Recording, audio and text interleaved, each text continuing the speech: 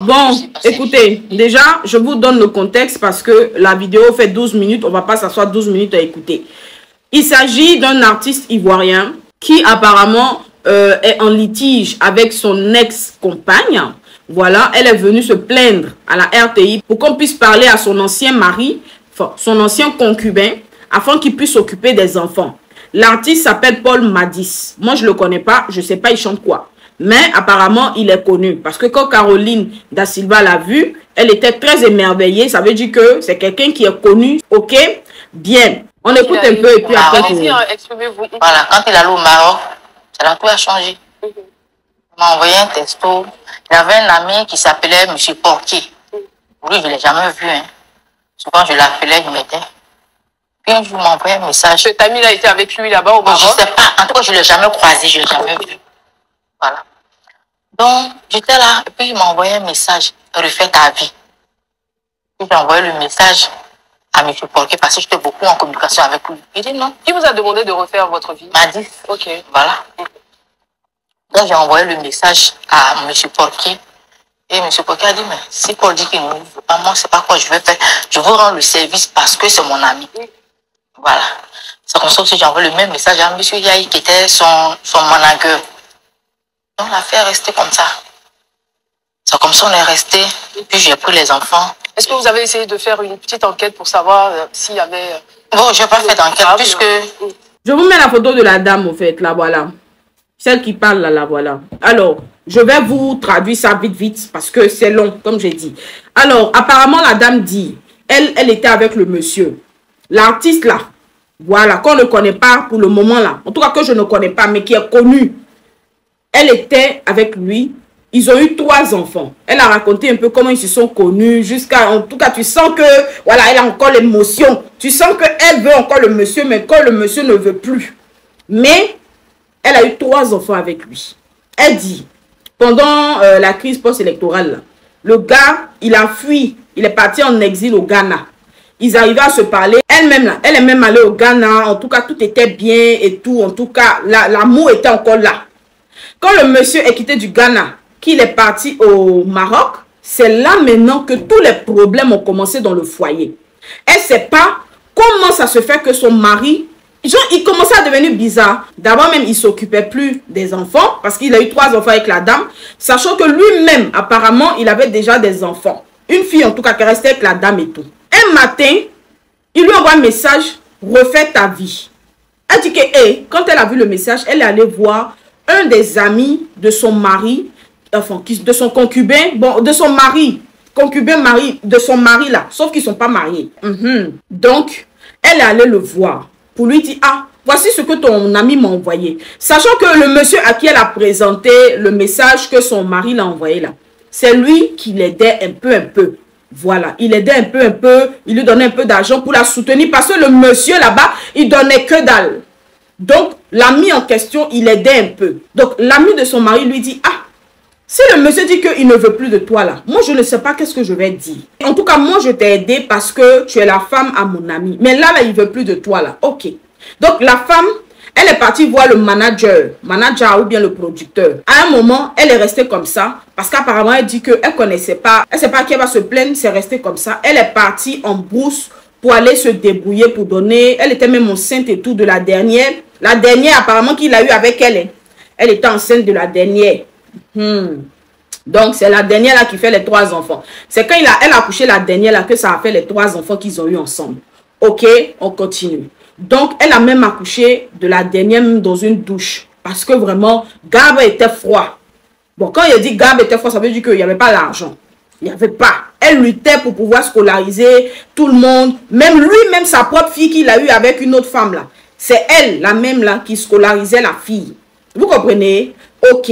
Donc, aujourd'hui là, elle est venue sur le plateau pour que vraiment on trouve une solution parce qu'elle ne peut plus. Elle seule, elle ne peut pas s'occuper de tous ces enfants-là. Sachant que le monsieur, figurez-vous bien, il s'est marié avec une autre femme et la femme a mis sa photo en profil. La photo de elle, son mari, là en profil. Donc, en voyant la photo de profil, elle s'est dit que, ah, Dieu merci, mon mari, maintenant, il a créé un Facebook et tout. Donc, elle converse avec lui. Elle supposait, en fait, elle pensait qu'elle conversait vraiment avec lui et tout. Donc, en parlant, La femme là, la nouvelle femme de son mari là, elle lui dit par message, parce que c'est avec elle est en train de parler, elle dit au lieu de pondre les enfants comme une poule, je sais pas quoi là, au lieu de rester là à pondre les enfants et tout là, nous on s'est mariés à Bassam. C'est-à-dire que le monsieur il a quitté Maroc, il est venu à Babi, il s'est marié et puis peut-être qu'il est reparti. En tout cas, il a décidé de faire sa vie. Donc, le monsieur en question a été appelé sur le plateau. Je vous fais écouter ce qu'il a dit. Puis on revient.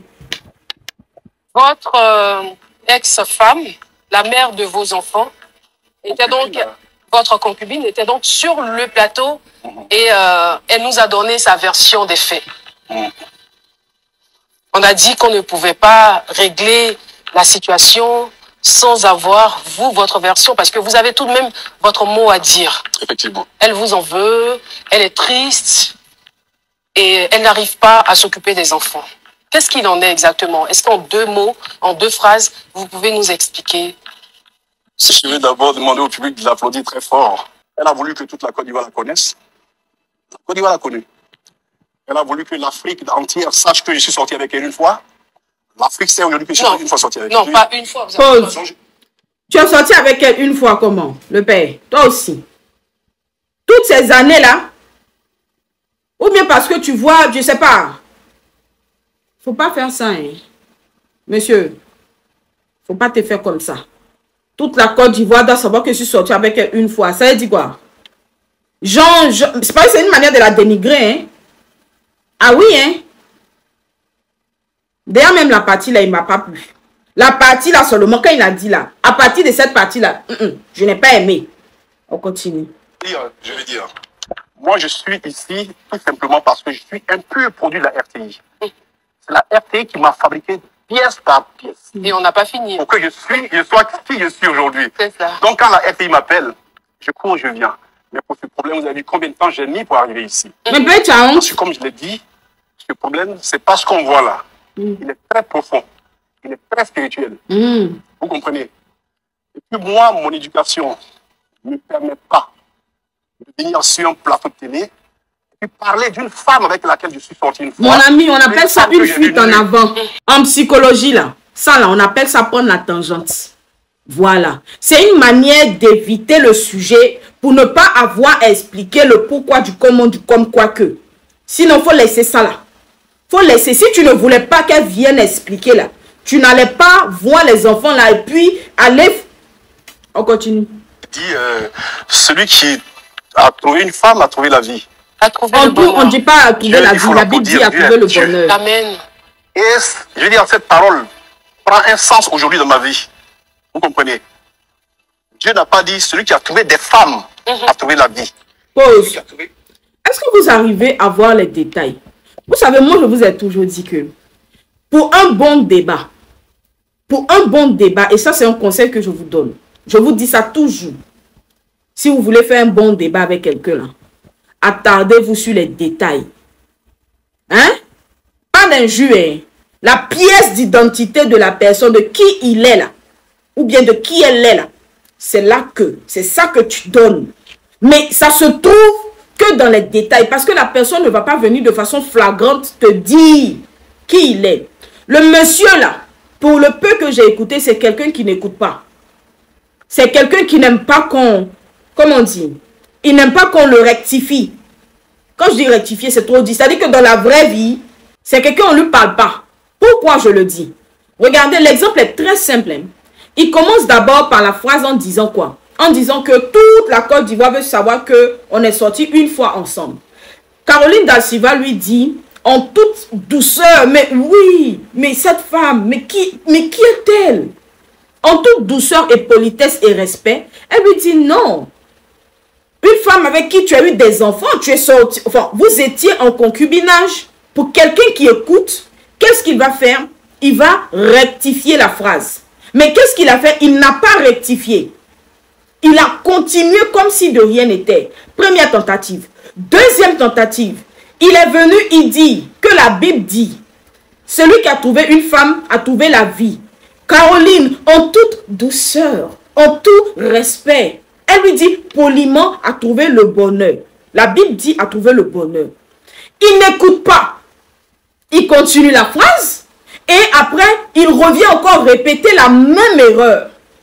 Pourtant, elle encore, c'est-à-dire en toute douceur, elle lui a encore insufflé cela. C'est-à-dire que si une troisième fois, il avait à répéter la même phrase, il n'allait pas l'écouter au fait. Donc déjà, ça montre qui il est. Mais là, le plus choquant, c'est pas ce niveau-là. Mais déjà, ça annonce la couleur de qui il est dans le foyer. On continue. Alors, et je le dis et je le redis, je n'irai pas plus loin que ce que j'ai dit. Alors, moi, ce que je peux vous dire, les disputes entre adultes, franchement, on s'en moque. On s'en moque. C'est de leur responsabilité. Ils décident de se mettre ensemble. Professionnel jusqu'à... Moi-même, je suis en train de divorcer. Elle n'est pas intéressée par la vie des gens. La dernière fois que vous les avez vus, c'était quand? Il y a 4 jours, une dame, pour dire que cette dame l'a appelée pour les enfants. Je lui ai dit, j'ai pas de problème. Elle sait ce qu'elle doit faire pour que je m'occupe des enfants. Je ne dis pas. Voilà. Voilà, c'est la partie là que je voulais. Il dit, il y a 4 jours de cela, il n'a pas encore parlé aux enfants. Hein. Il n'a pas encore parlé aux enfants. C'est la partie là que je voulais. Il dit, il y a 4 jours, il y a une dame qui l'a appelé pour dire, son ex-compagne a appelé pour dire, oh, il ne s'occupe pas des enfants là. Vraiment, ça pèse sur moi. Je ne peux plus, je n'arrive plus. Et lui, il répond quoi? Elle sait ce qu'il faut faire pour que je m'occupe des enfants. Mon ami, monsieur la star, que je ne connais pas. Pourtant, moi, j'aime la musique. J'aime la musique, donc au moins, chose. Mais monsieur, il s'agit de vos enfants. Les enfants que vous dites que vous aimez vraiment à la folie et tout là. On doit faire quelque chose pour que vous ayez de l'amour pour vous occuper de vos enfants. C'est bien beau de parler. Vous savez, avec les si, avec la parole, on peut refaire le monde entier. Avec la parole, là, tu peux dire des choses extraordinaires. Avec juste la parole, là, tu peux même dire que je suis propriétaire de yacht, propriétaire de villa, propriétaire de temps. Tu peux dire ce que tu veux avec la parole. Moi, c'est pour ça que les histoires, la parole, là, c'est pour ça que moi, la parole, là, je ne m'attarde pas dessus. Moi, pour prouver quelque chose, c'est les actes. Si tu veux même, là, il ne faut pas parler. Mais il faut prouver. Parce qu'aujourd'hui, les gens sont forts d'en parler beaucoup. Non, tu sais, moi, je peux t'offrir ça. Hein. Moi, je suis comme ça. Hein. Moi, c'est comme ça. Mais en réalité, mais nada, mais rien du tout. Mais walou. Monsieur, c'est elle qui doit faire quelque chose pour que toi, tu puisses t'occuper de tes enfants. Mais attends, toi, tu es sûr que les enfants, là, tu les aimes? Moi, je ne sais pas qu'est-ce qui se passe au niveau du ministère de la femme et de l'enfant. Mais moi, je dis, hein, au cas où, hein, c'est une proposition. Les papas comme ça, là, les papas qui ont lourd comportement comme ça, là, normalement, l'État doit leur coller des amendes. Tu as l'argent, tu n'as pas l'argent. Du moment que tu fais enfant, là, tu dois lire-le. Tu ne veux pas t'occuper. Tu dois lire-le. Parce que ce n'est pas normal. Aujourd'hui, là, n'importe qui se lève, ils abandonnent. La femme et l'enfant, ils abandonnent. Ils trouvent des exemples farfelus. Mais est-ce que l'enfant a demandé à venir au monde? C'est la question. Quand tu étais en train de... Oh, voyez, on n'a qu'à parler. Vous voulez qu'on parle? Faut arrêter. Vous n'êtes pas des enfants. Un père, il prend ses responsabilités. Un père ne trouve pas des arguments pour pouvoir esquiver ses responsabilités. Je suis désolée. On doit se mettre à genoux parce qu'il y a une partie où Caroline demande, est-ce que tu veux que je me mette à genoux pour que tu puisses au moins t'occuper des enfants? Mais c'est honteux. C'est honteux. Attendez, je vous montre la partie là. Wait and see. Écoute. La dame qui est assise sur le plateau là, c'est ce qu'elle a à faire pour que moi je m'occupe des enfants. D'accord. Moi, je vais vous demander, ou bien vous voulez que je me mette à genoux? Non. Non, si vous voulez, je peux le faire. Non. Juste pour les enfants. Non. Parce que c'est une bénédiction que d'avoir des enfants. Vous ne pouvez pas imaginer. Je suis fier de mes enfants. Non, tu n'es pas fier. Arrête-nous ça. Je suis fier de mes enfants. C'est faux. Je vous demande pardon. C'est faux. Paul m'a dit, je vous demande pardon. Quel que soit le litige qui vous sépare de votre femme, de votre ex-concubine. Monsieur l'artiste, je vais te dire la vraie vérité. Dans la vie, là, il y a plusieurs manières de mal parler à quelqu'un sans pour autant utiliser les injures.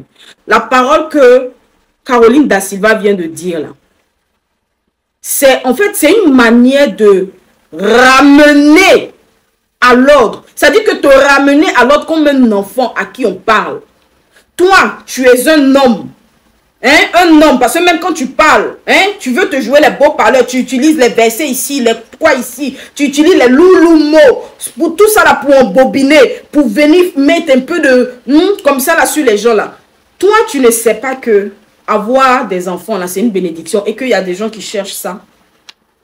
Tu dis que tu es fier, tu dis que tu es fier de tes enfants, mais est-ce que tes enfants arrivent à ressentir cet amour et cette fierté que tu as pour eux là, au travers des actes, au travers de ta manière d'être, au travers, parce que à entendre ton ex-conjointe, tes enfants, surtout le garçon là, il veut pas qu'on parle mal de toi. Ça veut dire que tes enfants t'aiment. Mais toi-même, c'est dans la bouche.